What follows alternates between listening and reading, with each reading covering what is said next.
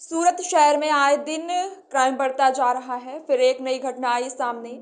सूरत शहर के डिंडोली इलाके की घटना। सूरत शहर के एक ट्रांसपोर्ट व्यापारी से 50 लाख की फिरौती मांगी गई थी।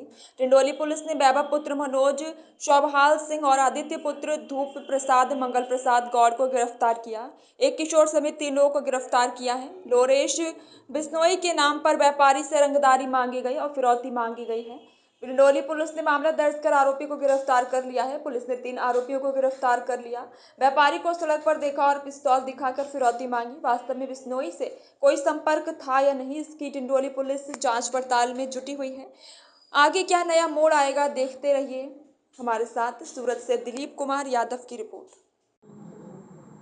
सूरतना डिंडोली विस्ताરમાં એક વેપારી પાસે લોરેન્સ બિશ્નોઈના નામે 50 લાખની ખંડની માંગવાનો મામલો સામે આવ્યો છે। કયા પ્રકારનો ગુનો છે, તપાસમાં શું સામે આવ્યું છે, કેટલા લોકોની ધરપકડ થઈ છે?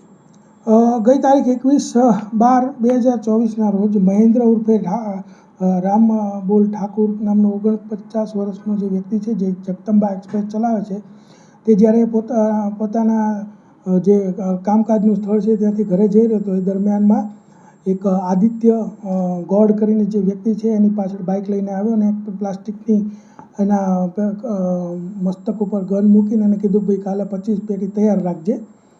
અને ત્યારબાદ એક ચાલુ ફોન હતો અને ફોનમાં એક વૈભવ રાજપૂત કરીને છે, જેણે એને ફોનમાં પણ કીધું કે તું તૈયાર રાખજે એમ કરીને ધમકી આપી અને પછી ત્યાંથી યુ ટર્ન લઈને બાઇકવાળો નીકળી ગયો। ત્યારબાદ પોલીસના ધ્યાનમાં આ મામલો આવ્યો તો જે તે વખતે આ ફરિયાદ લેવામાં આવી। ફરિયાદ લેતા ખબર પડી કે ડિટેક્ટ થયું પોલીસને હ્યુમન રિસોર્સથી એને અલગ અલગ ઢબે પૂછપરછ કરતાં ખબર પડી કે આમાં આ લોકો સામેલ છે। એમાં 2 બાળકિશોર છે અને બાળકિશોર એટલે કે કાયદાના સંઘર્ષમાં આવેલા બાળકો છે અને 2 બીજા આરોપીઓ છે, વૈભવ અને આદિત્ય।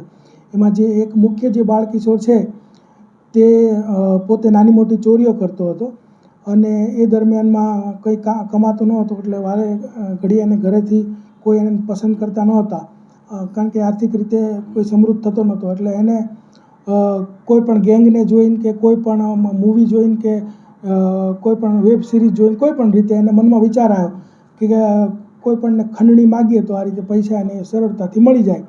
એટલે એને વિચાર આવતા એને આ બીજા 2 મિત્રો કે જે પુખ્ત ઉંમરના છે, વૈભવ અને આદિત્ય, એને વાત કરી અને આ રીતે એ લોકોએ પ્લાન કર્યો અને પ્લાન કરીને આ લોકોએ એને પહેલાં મારી નાખવાની ધમકી આપી। પછી એને કીધું ભાઈ તારા ઘર ઉપર ફાયરિંગ થશે, તું પૈસા નહીં મોકલાવ। ઇન બિટવીન પોલીસ પાસે આ મેટર આવતા પોલીસે આ ગુનો ડિટેક્ટ કર્યો અને 4 જે આરોપીઓ છે એને ધરપકડ કરવામાં આવેલી છે। લોરેન્સ બિશ્નોઈ ગેંગનો નામનો ઉપયોગ કરવામાં આવ્યો તો આપણને સીધું અથવા આડકતરી રીતે કોઈ કનેક્શન સામે આવ્યું છે ખરું? અત્યાર સુધી આ લોકો જે છે એમાં 2 બાળકિશોર છે અને 2 એના મિત્રો છે અને તે અહીંના જ રહેવાસી છે। એમનું લોરેન્સ બિશ્નોઈ કે અન્ય કોઈ ગેંગ સાથે હજી સુધી કોઈ એવી સામેલગીરી તપાસમાં મળી આવેલ નથી।